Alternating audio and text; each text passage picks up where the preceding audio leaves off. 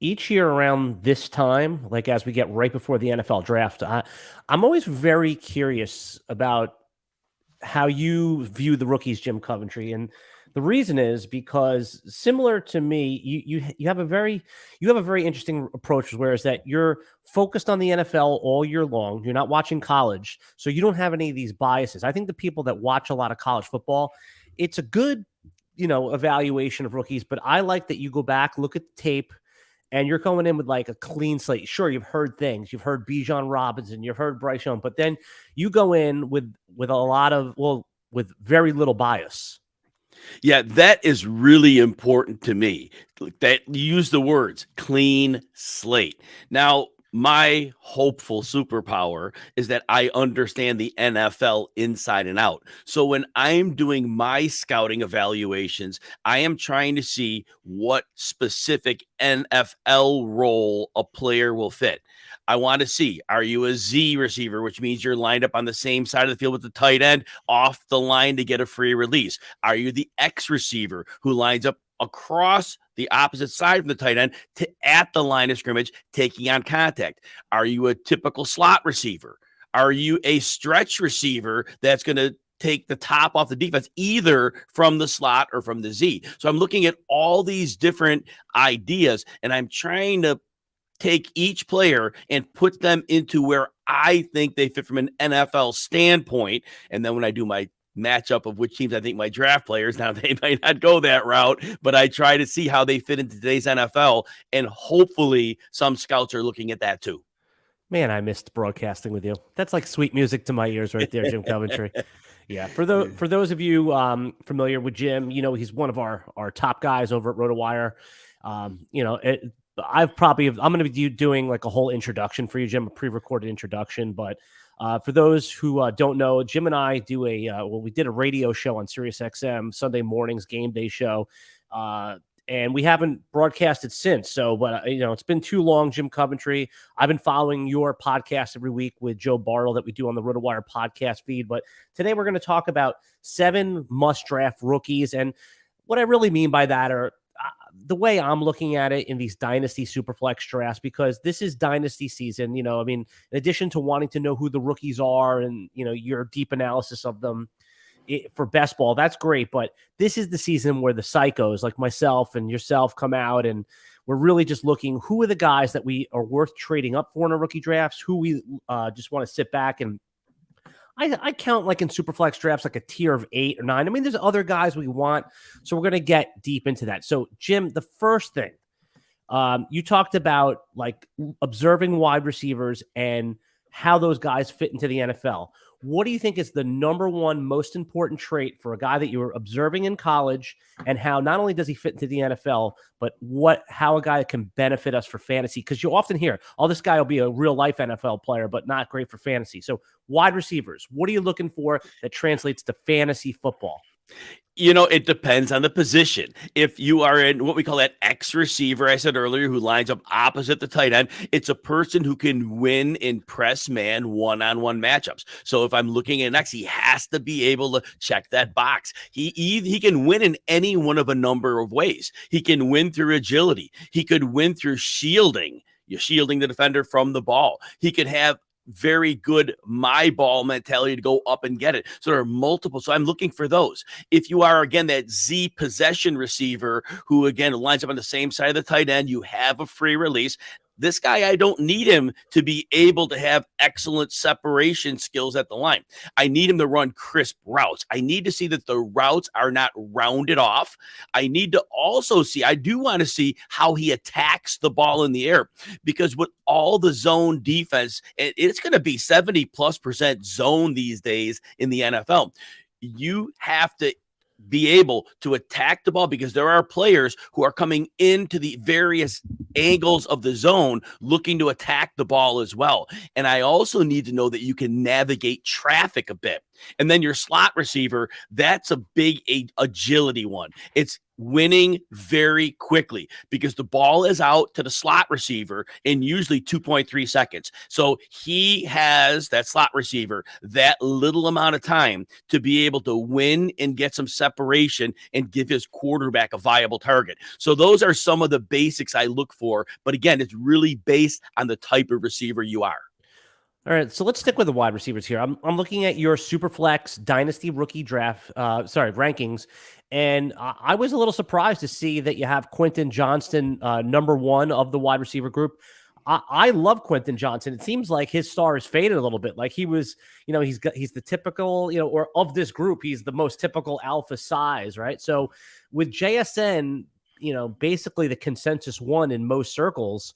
What was it about TCU's Quentin Johnston that makes you a little bit more optimistic about him as it will translate to fantasy?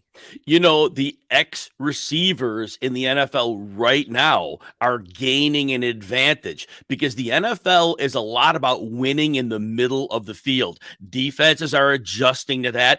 Teams on offense are flooding the middle of the field with receivers. They're moving the X and the Z receiver into the slot to have multiple slot receivers. So defenses are really focused on that outside. Now, if your X receiver is not a player who's an elite superstar that's going to require a double team on every play, that X receiver is going to see favorable coverage. Quentin Johnston, I do believe 6'4", 215. I love his size, speed, explosiveness combination. He shields defenders. His start and stop ability, he can explode right out of that. He's a yak monster. This is the formula for taking advantage of defenses that will have fewer bodies on the outside. Now, he has dings on him. He definitely does. He has a lot to work on. I'm not confident his footwork is great yet. He does round off some of those routes, doesn't always separate.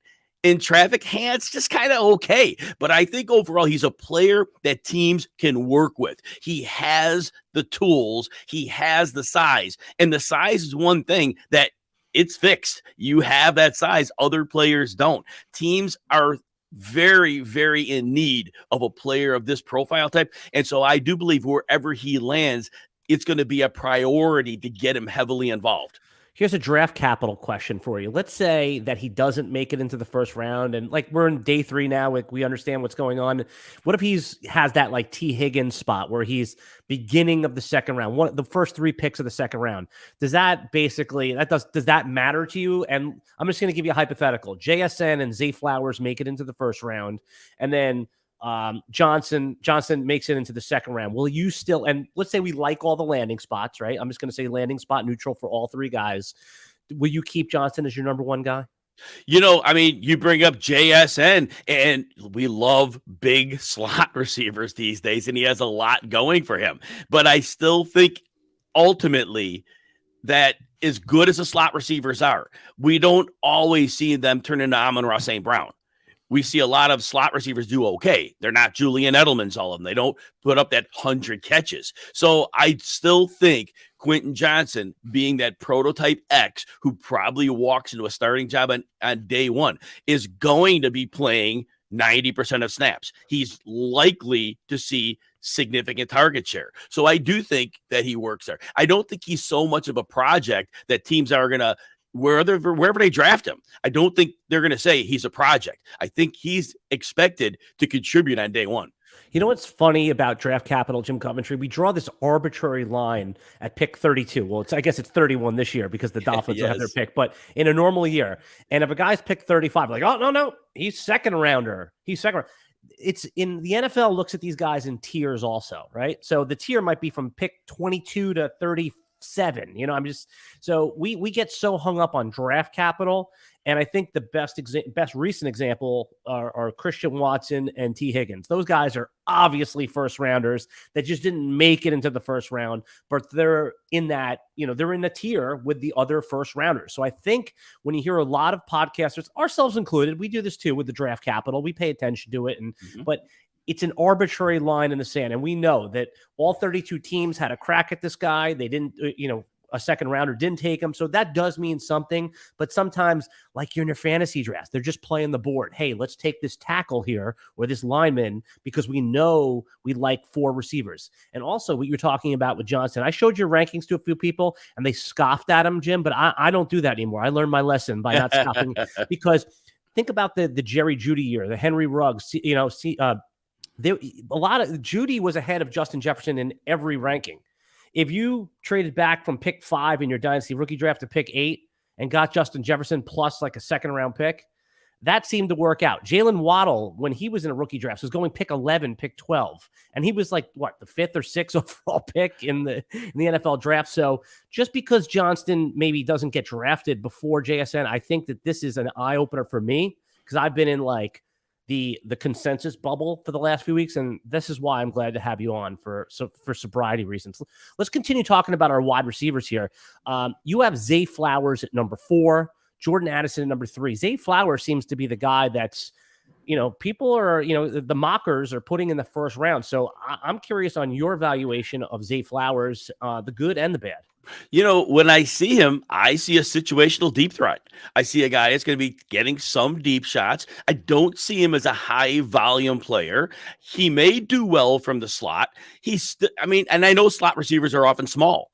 He's 172 pounds, 5'10". Now, I keep talking about the NFL today. They're going with a lot of big nickels. Teams are going to start doing, and the Ravens did a nice job. The Ravens have 3 good safeties.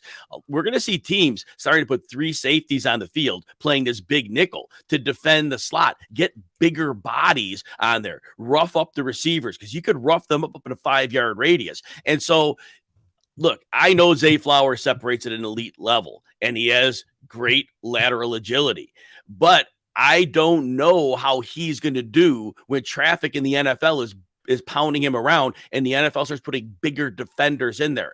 And as much as his agility is great, I don't see refinement in his route running.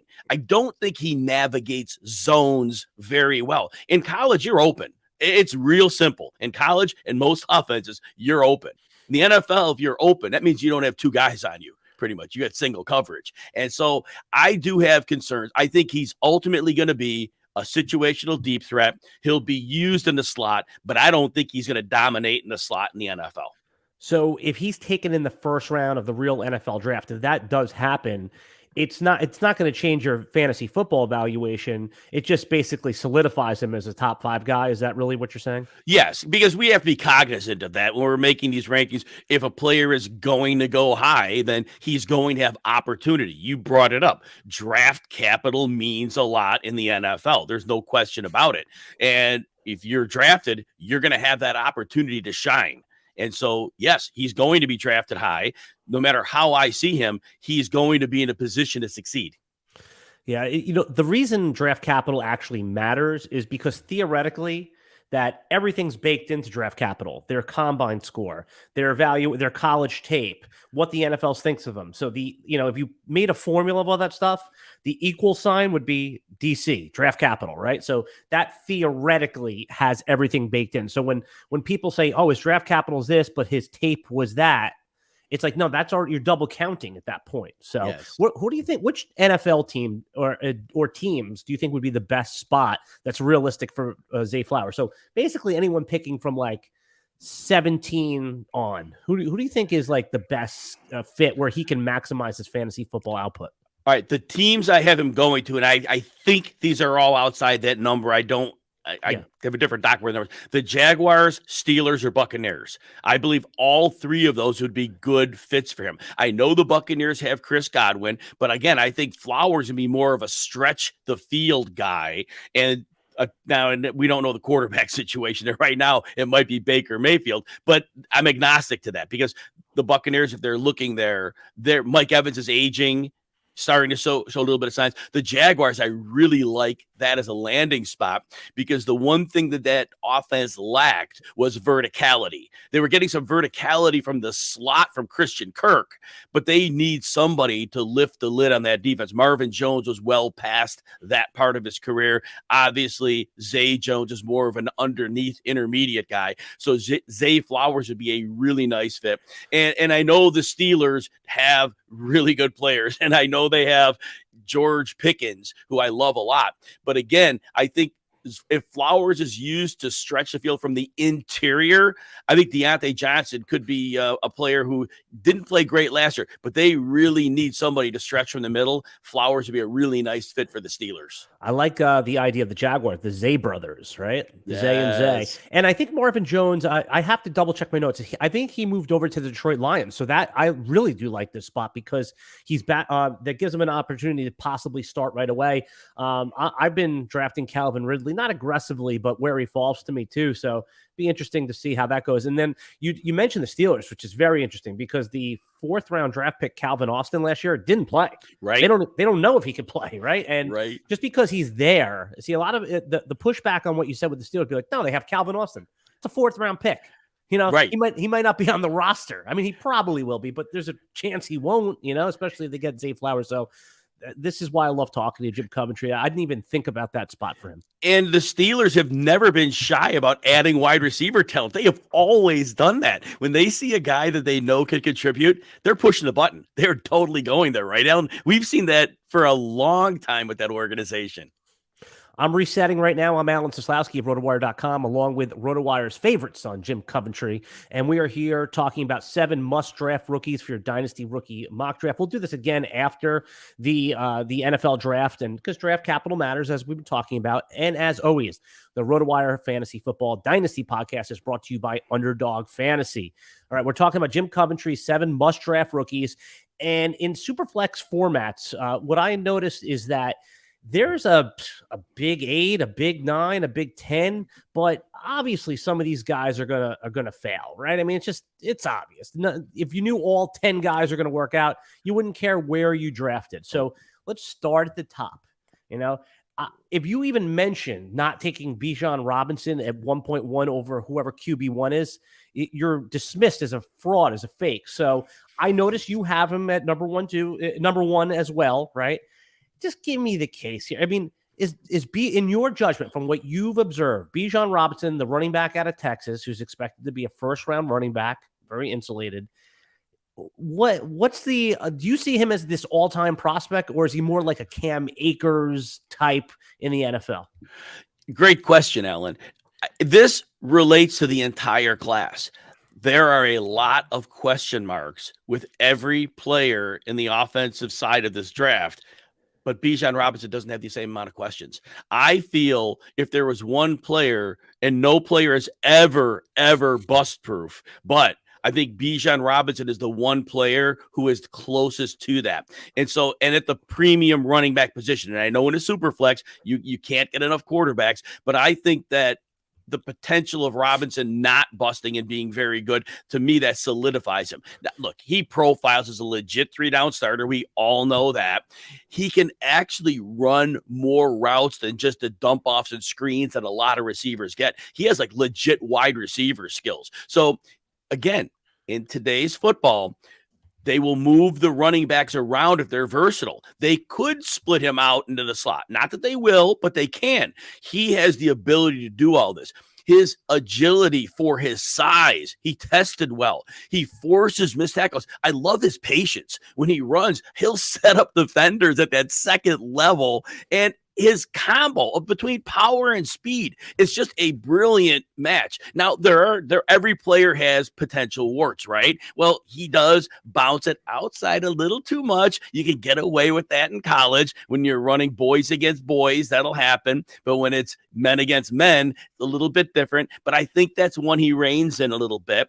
And sometimes Bijan Robinson will make the mistake of wanting to be too nimble instead of just powering over. He wants to win with agility, and he's going to have to balance that a little bit better. And really, did his college production really match the profile we see? The numbers weren't so eye-popping that it was like, wow. So those are minor dings, but yes, I think that he has the fewest flaws of any player in this class. In your latest mock draft, where do you have him going? Oh, he's number 1. Bijan I meant to what team? Real NFL. Oh, team. I'm sorry. So the Patriots or the Eagles? Those are the 2 teams. Now, the Patriots, apparently there was some buzz that And whether it's true, who knows? It's poker season, right? Hey, Jim, Patriots at 14, and then the Eagles, they have the 10th pick, right? So and the 30th, I think, right? They have the 10th but and the 30th. He's not lasting till 30. But he could.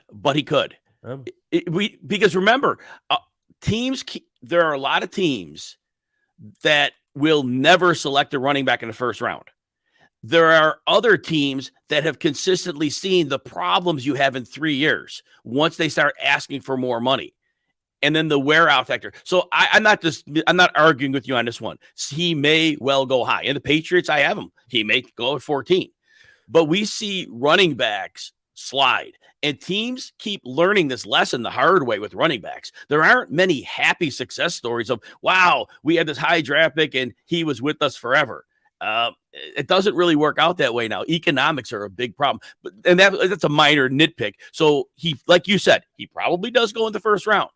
But there's a scenario where he falls. And if the Eagles, who I don't think are popping their high pick on him, but if he somehow falls, yeah, the Eagles would take him with the later pick. I don't think Howie Roseman would spend the first pick they have on him, but I could see the second pick. But you're right. Yeah, the Eagles, if they do get him, and that's where fantasy football wants him to go, is that you could see, because the Eagles have a long history of trading back. So if they trade back from 10 to 16 or whatever, then that could be the spot too. So I like hearing a different viewpoint here. I mean, in my crazy world, he's going 8 to the Falcons if Anthony Richardson's not there. And I think that's the spot. I mean, because Tyler Algier is with the Falcons right now, and they didn't do anything in free agency. Fantasy managers, the dynasty owners who have, Tyler Algier are happy about that. I think that's bad news. I think that basically assures they're getting maybe Bijan at 8. Maybe a round 2, and certainly like a Kendre Miller-ish type in round 3 or someone like that. So very interesting to watch there. All right. So do you have a player comp for Bijan? You know what? I don't. And here's why I don't. It's like he looks like a star, but he's not. He doesn't test like Barkley did. So he's not Saquon Barkley. I don't have a current player. How about Marshawn? See, I think the legit receiver skills, he's kind of a unique player. I didn't place a player comp on him. All right. Well, you have some homework to do when you come back. I do. Friday after, because I'm going to ask you that same question again. We're talking with Jim Coventry about the 7 must-draft rookies. And so far, we've covered Bijan. Everybody knows that he's going to be the number 1 pick in your super flex drafts. I'm not submitting to that because let's say somehow Anthony Richardson ends up going. I mean, it's not going to happen. He's plus 2,000 to go the number 1 overall pick. But I'm just not comfortable saying it's Bijan at 1.1 in your super flex dynasty rookie drafts because I still think Richardson, if he goes 1, would be that guy. I can't find anyone to agree with me, but it's not the first time I've been alone on an island like Tom Hanks and Wilson, right? Well, but Alan, it makes sense because Anthony Richardson may not be a very good passer. He may be very inaccurate, but you know the sauce. If you can run as a quarterback, you're gold. You are a top 8 guy if you can run. And in Superflex, you're going to tell me you have a top 8 guy, and if he's going to have ability to play for at least 4 years and maybe longer, and if he develops as a passer, his ceiling is astronomical. If he figures out some of the passing stuff, he throws at 1 speed. That's a problem. Even short passes, he can be inaccurate, but he can run. And there's enough to be said for that. So I think safety-wise, Bijan, but I can't argue with you. Now, people are giving you trash about it. Whatever, because a mobile quarterback is a mobile quarterback. Right. And if you are the 1.1 in the real NFL draft, not only do you have like insulation for normally we say guys in the top 10 have a 2-year, if they're horrible, if they're Zach Wilson, look, Zach Wilson played for 2 years, more or less, and he was as bad as it gets. If you're the number 1 overall pick, you literally have 4 years of playing horrendous before they're even considering moving on. Yes. And, we have a long hit. Look, Sam Bradford, right, was the ultimate guy who was like, he was just the best quarterback that year. Probably shouldn't have been the number 1 overall pick. And look how long he lasted. Jameis Winston was a number 1 overall pick.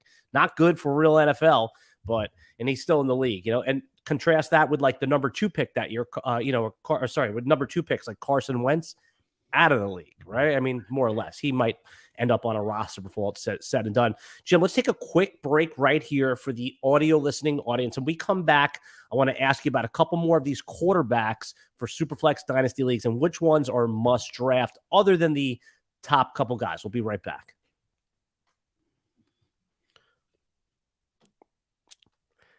And we're back. I'm Alan Seslowsky of RotoWire.com. You follow me at Alan Seslowsky along with Jim Coventry. This way, Jim Coventry. You follow him at Jim Coventry NFL. Jim has put together one of the best comprehensive rookie guides I've seen. He's giving it away for free. All you got to do is follow him on Twitter at Jim Coventry NFL. Send him a DM, and he will give you this rookie guide that you could follow. And now it's not just like, hey, let me study the rookies. This is something for draft night. You could follow along and see all the different pros and cons. Compare it to what they say on TV. I guarantee you're going to agree more with Jim Coventry's rookie guide. Jim will give you instructions on how to get that. He'll send you the link. Did I say that right, Jim? You did. And also Mario Puig on the RotoWire site. He has his top 75 tiered up, and it's free. It's outside the paywall. So at RotoWire.com, you can catch Mario Puig stuff too. I just want to throw that in there. Mario's awesome. He's an amazing talent evaluator. Absolutely. I follow all of Mario's stuff. And if you want to get 2 days free of RotoWire, anything behind the paywall, just go to rotowire.com/pod and the paywall unlocks. If you like videos like this, consider hitting the like button, share it if you want. Let's get back to talking about our top 7 must-draft rookies. I teased a little bit that we were going to talk about some of the non-obvious guys, but I still think the Stroud and Young discussion is worth having. Let's start with a one-word answer, and then I'll get you my specific question I want you to dig into here. Who's going to be the number one pick in your judgment, and who should be the number one pick in your judgment? This is tough because stylistically they're different quarterbacks. I do think, and I know the odds have changed. I'm not going to go with that right now. I was going to say that I think Bryce Young should be the number one player. I'll talk about the pros and cons when you ask me to. I think CJ Stroud should be the second, but we'll make the case for both. But depending on the offense that a team wants to run, I think you make the case for either one of those that way. So I know you referenced Bryce Young being minus 350. He was like plus 150 at one point. And just as a reminder, Baker Mayfield at this time, a few years ago was plus 2,000. So, and he ended up being the number. I mean, as we got closer, it shrunk, but it was, and that's what Anthony Richardson is right now. He's plus 2,000. So just keep that in mind. All right. Start with Bryce Young. Why must we figure out a way of these two guys? Which one do you think is going to, of Stroud versus Young? Which one do you think is going to be better for fantasy football? And start with Young, pros and cons. So, all right, Bryce Young. Obviously, we know that he's a very, very good passer. We love his accuracy. He can read defense. The dude's immune to pressure. I mean, when there's pressure around him, he does not lose anything. And when he's on the move, he's a playmaker. These are wonderful qualities that translate to NFL football when teams are trying to scheme pressure your way. Disguised pressures, expected pressures. He is the guy. But we have to keep coming back to the size issue. And I know he put some sugar weight on before the combine. He's a small dude. And he's like 100. His playing weight's like 190 pounds. Hey, Jim, so are you concerned about Bryce Young's size because you don't think he can see over the line? Or do you think that it just he can't hold up to an NFL pounding, or both? Both. Durability is going to be an issue. And I know that, look, quarterbacks don't get hit like they used to, but they still get hit. On a small frame, you absorb a lot of punishment, and it can't take this lightly. And to take a pounding in college is one thing. To take it at the NFL is complete another. Bryce Young, and the height is also a problem. And we would see him often sit back in the pocket. And what that told me when he was sitting back in the pocket, he was buying extra space so he had a better sight line. And that is problematic because the sight lines are not getting better in the NFL. So we've seen quarterbacks navigate it, though. But what's going to happen is that he is going to have to deal with teams specifically planning against him. They are probably going to bring a lot of schemed outside pressure to keep him inside and make him step up to where he can't see. Now, Young could be an outlier. And that's the case for him. I heard a funny tweet. It was a sarcastic tweet. They said, if you think that Bryce Young can beat Drew Brees, he better have Sean Payton. I love, and remember, Sean Payton and his organization were very good at bringing in shorter guards and centers. They were very good at that. And it really helped Drew Brees. It was very tactical, something that a lot of people don't even think about. You draft the best guard on the board, but he was very meticulous in the players that he chose. I love that line that you said. So, yeah, well, I got it from Twitter, so somebody else said it. Yeah, I don't remember who. I wish I can give credit. No, and it's a great thing. But Bryce Young still, he has the tools to be really successful. Where do you see him? His like over the next 3, like, okay. In 18 months from now, he's got a year in. We're in the second offseason. Where do you think Bryce Young ranks among fantasy quarterbacks? 1 through 15? 1 through 5, 5 through 10. Where do you see him from fantasy football? I know, given the weapons they have now, let's assume they continue to upgrade everything every year. Where is he going to be in a year and a half from now? Now, first of all, full disclosure, other than Anthony Richardson's running ability, I am not optimistic on this quarterback class being difference makers. So I think Bryce Young is not going to be a top 12 fantasy quarterback. 14 to 18, maybe so, something like this. But I just don't see the upside. I don't know that he is going to be much of a runner, and the pounding he take as a runner would be problematic as well if he did decide to run. And that's something that he could, that could really shorten his. So I think 14 to 18 is about right on him, Alan. Yeah, I still think that there's a chance that Houston, who has the number 2 pick, comes up to number 1 to get Bryce Young. Yes. Because we'd heard a lot of, CJ Stroud to the Panthers. And if they think they can move back a pick and still get him and pick up additional capital, that's going to be interesting. I haven't heard too many people talking about the Panthers and the Texans switching spots. So let's talk about CJ Stroud. Give me some of the good, some of the bad, and then fantasy football. I'm curious, is he in that same bucket as Bryce Young, or does he have a little bit more upside given his prototypical size? I mean, like I say, he's obviously a day one starter. He'll be drafted to be that, but I think he's far from a lock to be a strong starter in the NFL. I project him as a mid-range starter. That's about how I see him. And I don't think he has a great second reaction ability. What I mean by that is this. In the NFL, your first read is frequently taken away from you. A lot of times in college, you get that schemed first read open and you can make that play. CJ Stroud didn't often have to go to a second read. He had an all-star team around on him. He had an all-star team offensive line. He had an all-star team at wide receiver. And so he was often challenged on that. But when I did see him have to make second reaction plays, I did not think he was very good at it. And I think that that's going to be the whole linchpin to his NFL career. You can't just be a one read dude. And I'm not saying he is, but what I saw when he did have to react, it made me have significant questions. Outside of that, he has accuracy to all levels of the field.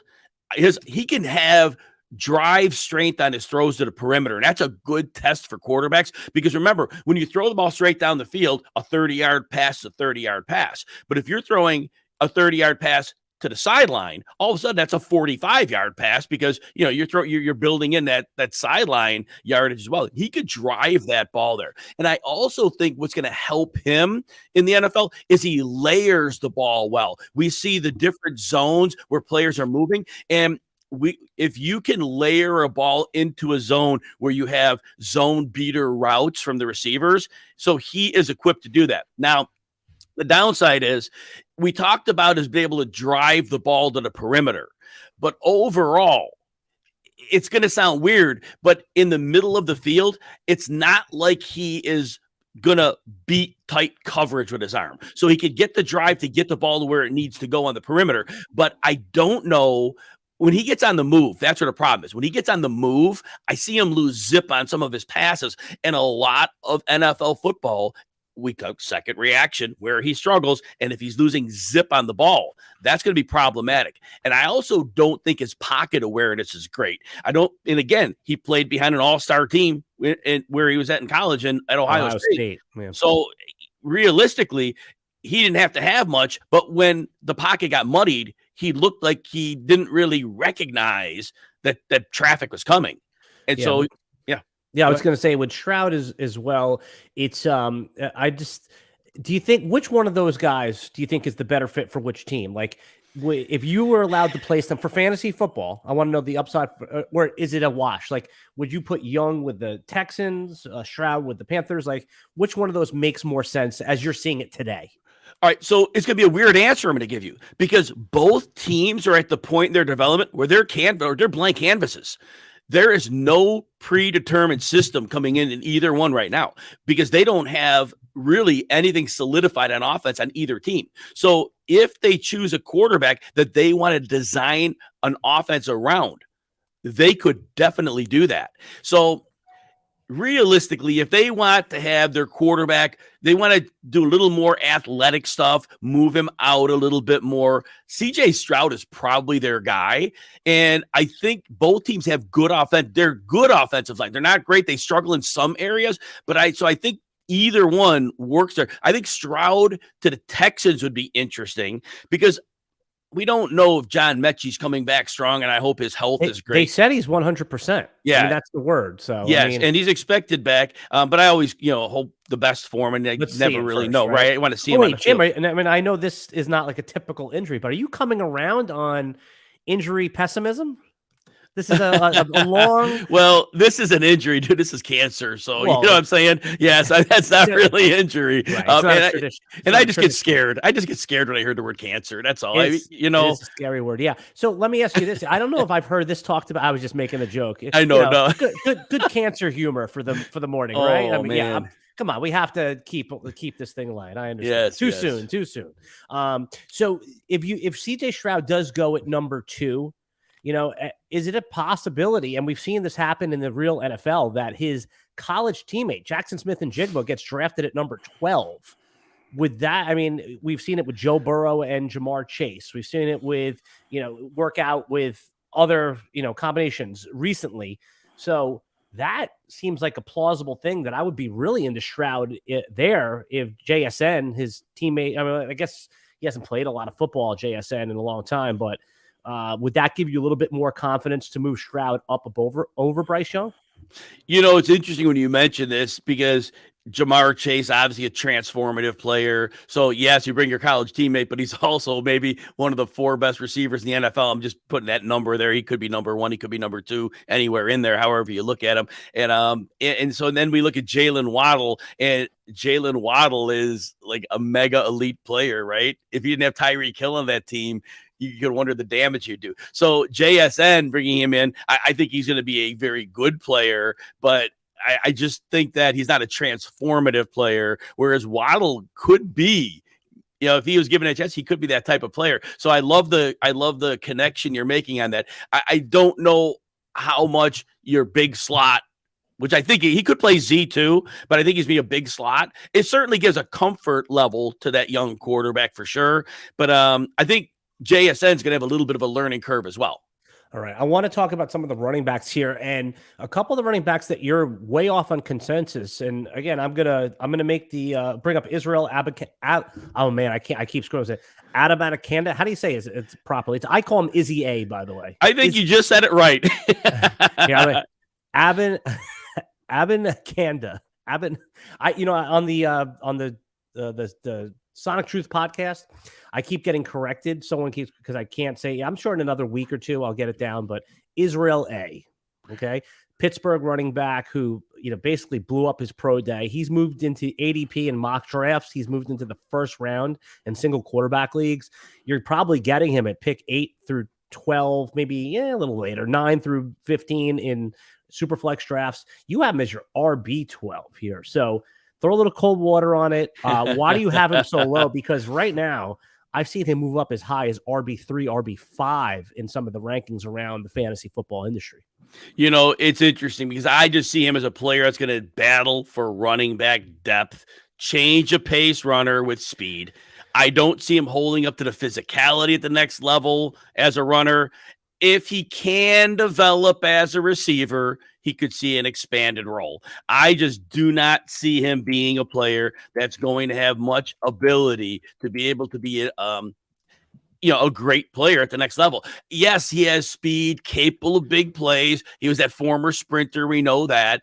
He does have good contact balance. We like that. And when he's in a tight area, he can make defenders miss.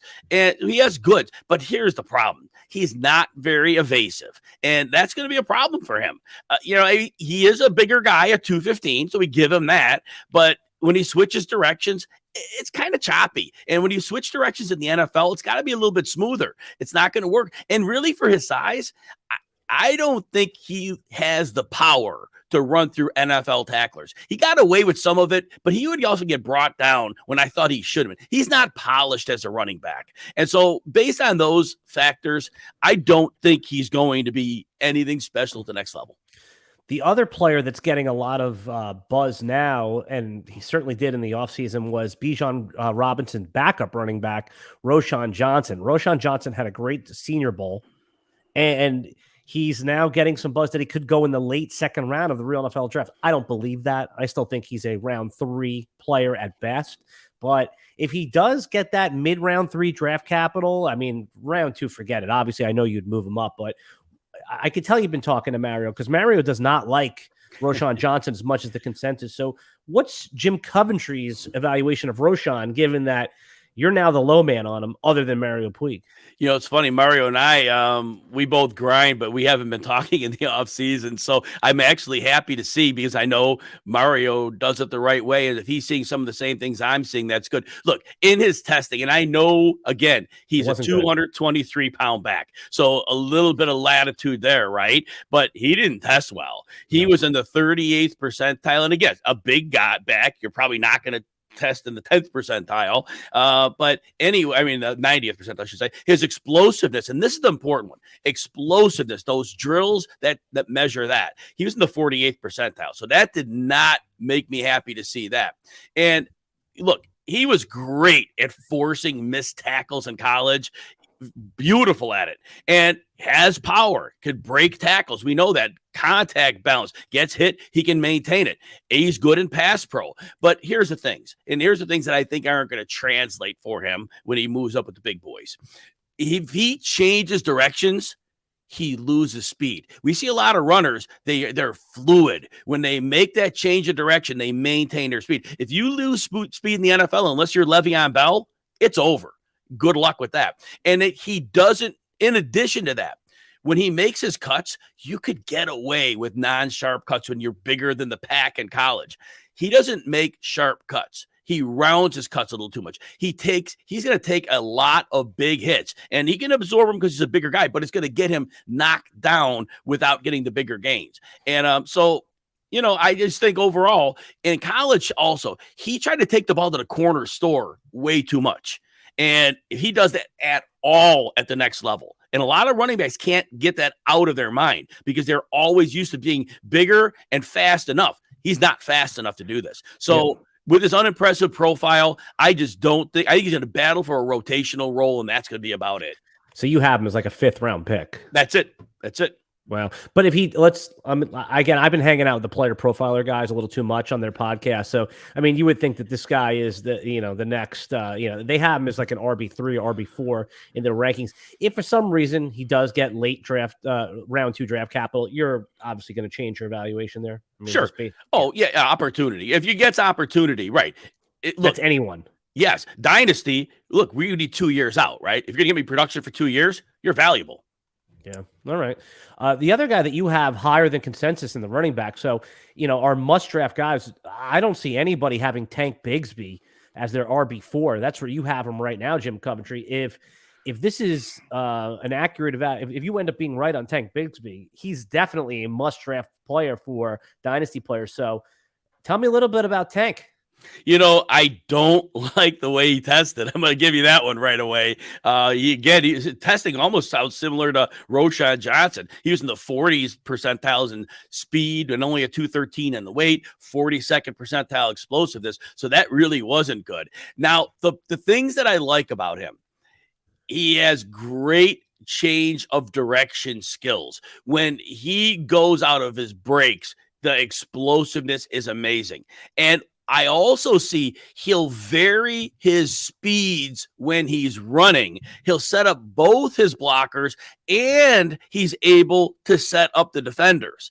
And in the middle of the field, he is very good at forcing some missed tackles. Now, he is like all of these players have warts on them. This is not a clean class at all.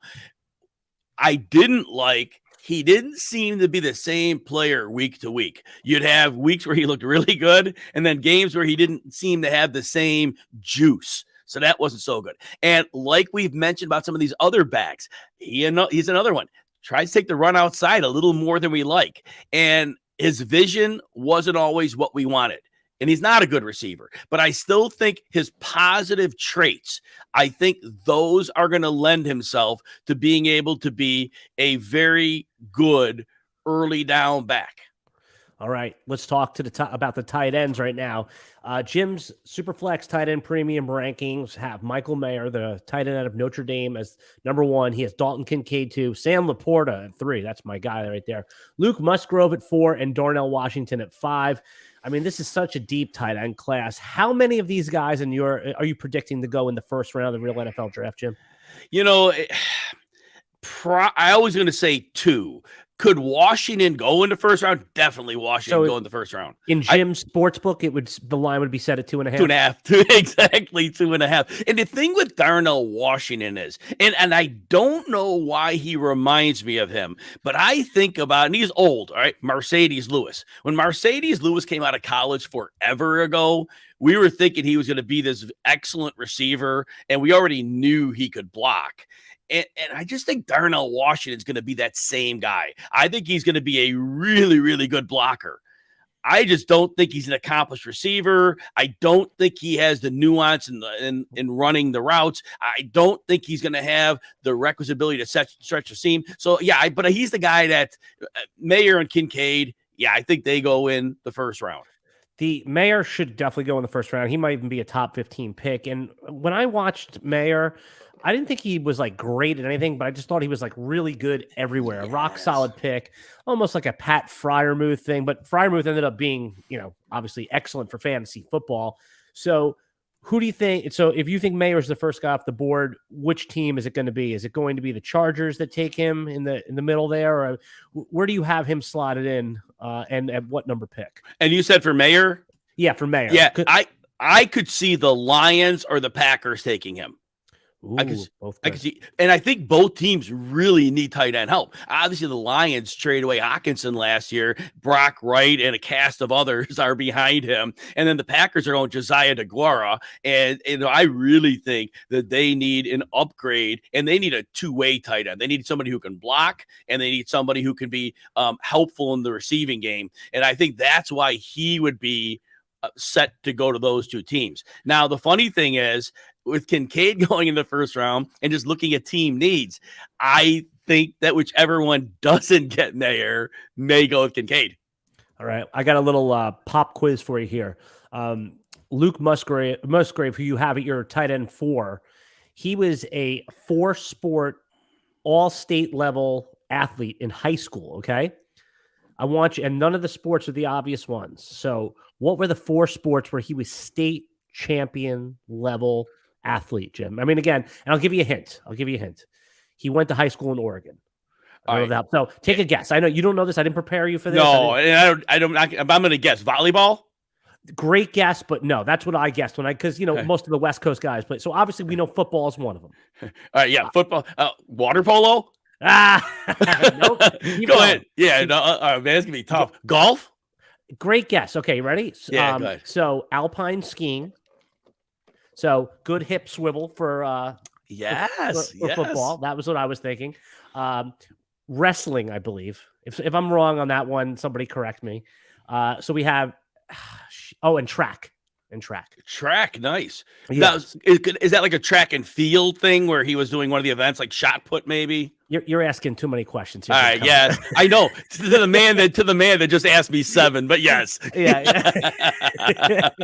So point is, state champion level for Luke Musgrave. He's somebody in the 2nd and 3rd round of my tight end premium. If he goes in the 3rd round of real NFL draft, I think he could be this year's Greg Dulcich, meaning someone you didn't even think about, not skill-wise, but just someone you didn't even think about, but could end up being the best of the bunch for fantasy football, given how athletic he is. That was really the point. Did you hear what Sean Payton said about his tight end situation yesterday or recently? I didn't hear it yesterday. Before you tell me, I just want you to know I've been pounding the table for Alberto.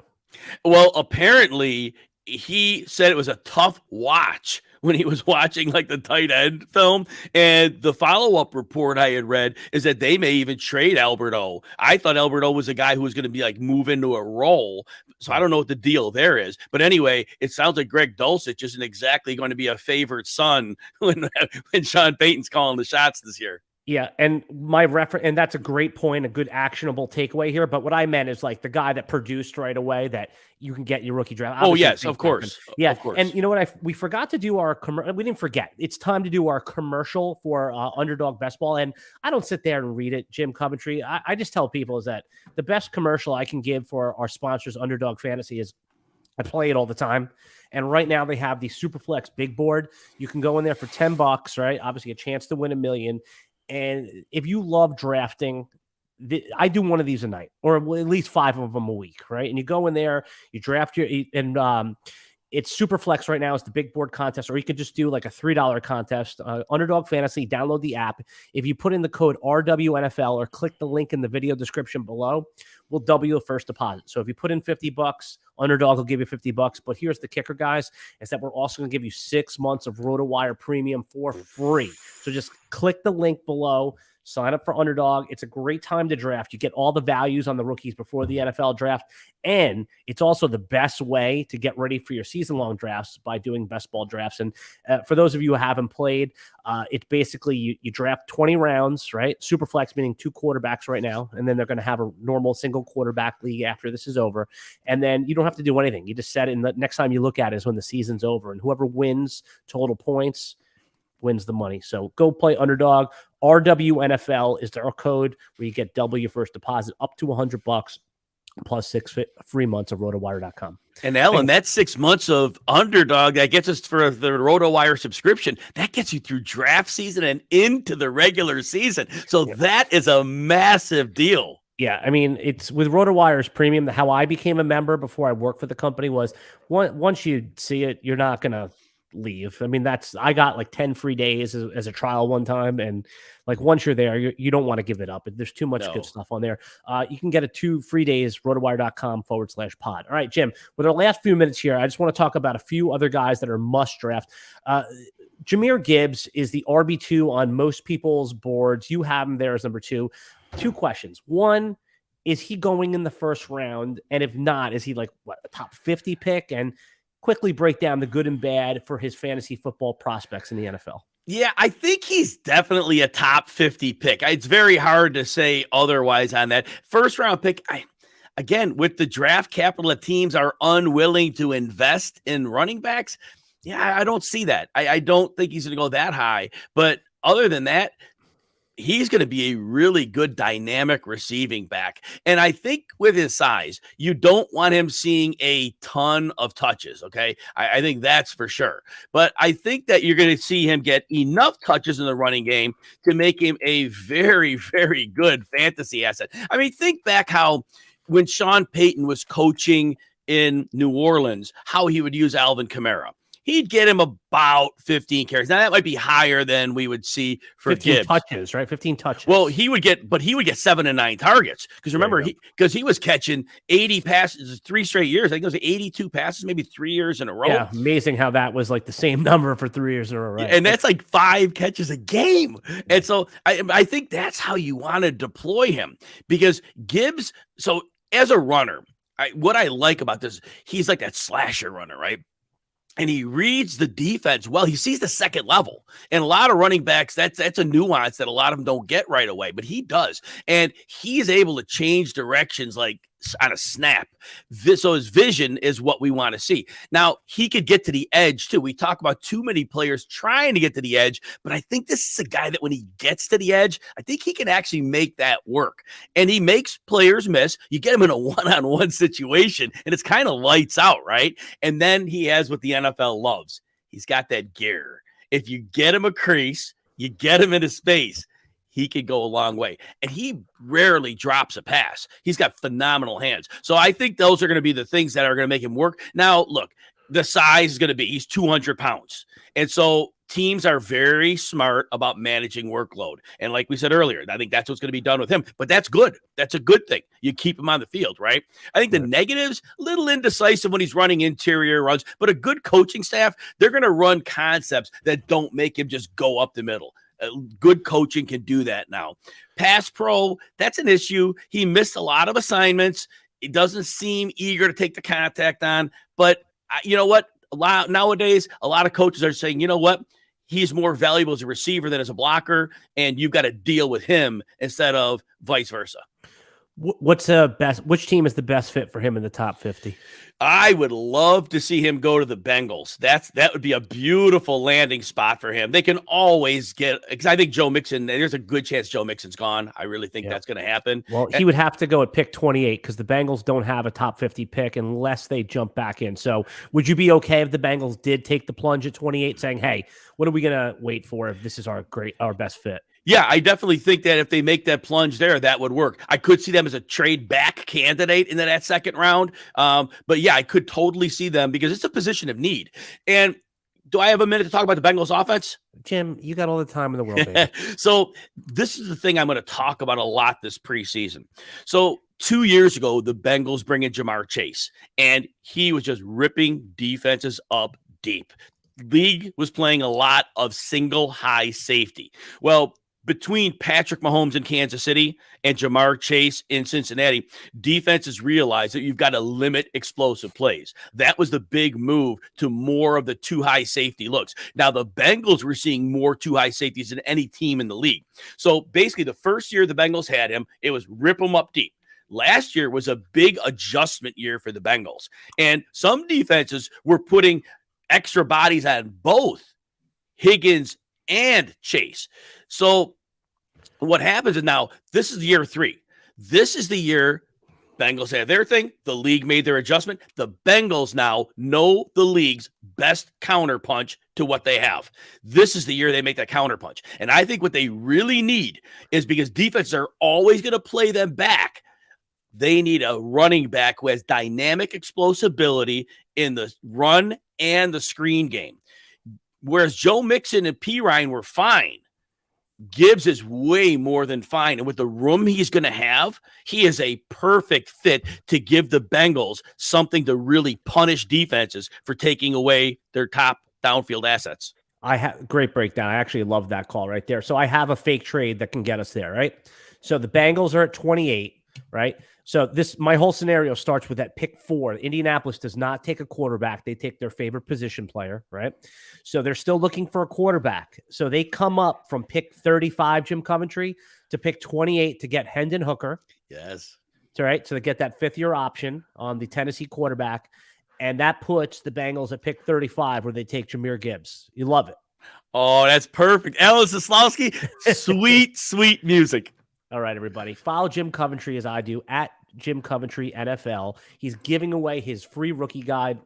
That's going to be great for you on draft night. You could follow along. Just DM him. He'll get that to you. Follow me at Alan Seslowsky. Follow RotoWire at RotoWire.com. Remember, you can get a 2-day free trial at RotoWire.com/pod. If you love videos like this, consider hitting the like button. Helps us out there. And also, remember that on actually, we're making a big announcement right here, Jim Coventry. The day of the draft, Thursday night in prime time, starting at 7:45 p.m. Eastern, 15 minutes before the draft goes on air, that you and I will be on there breaking down the picks as they go live. And then I will leave you about 8:15, and you will have a new industry guest every hour reacting to the picks live. That'll be live on the RotoWire YouTube page. We'll send out plenty of reminders, but bookmark for that. Jim, if you love Jim's analysis like I do, he'll be breaking down the picks as they happen, critiquing them, not just fantasy football, but real football as well. And of course, he'll tell you which guys are best for fantasy. All right, everybody, that's going to do it for today. We'll be back next week with another Dynasty Fantasy